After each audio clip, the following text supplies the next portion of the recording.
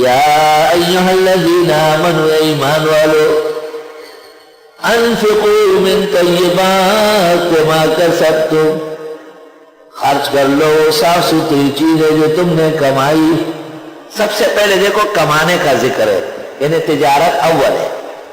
وَمِمَّا أَخْرَجْنَا لَكُم مِّنَ الْأَرْضِ اور وہ جو ہم اگاتے تمہارے لیے زمین سے یہ زراعت ہے. تجارت اول اور زراعت دو. امام اعظم کے نزدیک بہترین شغل کسب مال کے لیے دنیا کے لیے تجارت ہے. آیت امام کے حق میں ہے.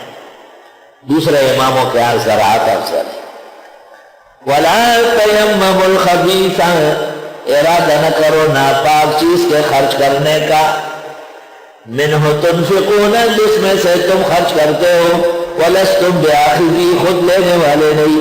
إِلَّا تُغْمِضُوا فِيهِ مگر یہ کہ آنکھیں بند کر لو.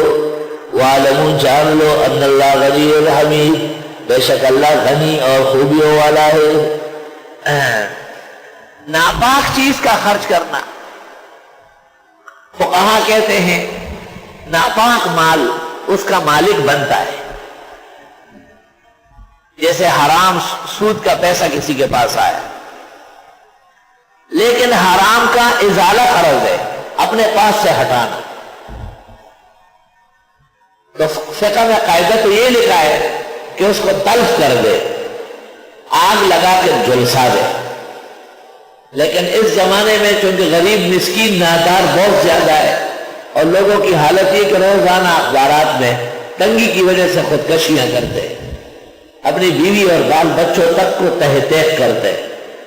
تو متاخرین علماء نے فتویٰ دیا ہے کہ ایسے پریشان حالوں کے لیے مال بغیر نیت ثواب کے سود میں سے یا حرام میں سے دیا جا سکتا ہے ثواب کی نیت نہ کرے. ابن عابدین نے فتاوی شام میں بزرگیہ سے نقل کیا ہے وَلَوْ نَوَى بِهِ قُرْبَةً كَفَرَ اگر ثواب کی نیت کی تو کافر ہو جائے گا. وَلَوْ قَالَ لَهُ الْفَقِيرُ شُكْرًا لَكَ كَفَرَ فقیر کو پتہ ہے کہ یہ مجھے سود دیا ہے پھر بھی اس نے دعا دی یا شکریہ ادا کیا وہ بھی کافر ہو جائے. کافر ہوا کر کیا ہوگا لیکن مقصد فقہا کا یہ کہ یہ غلیظ چیز ہے بس اس کو پاس سے ہٹانا ضروری ہے. یہ کوئی فخر و شکر کا سامان نہیں حرام مال.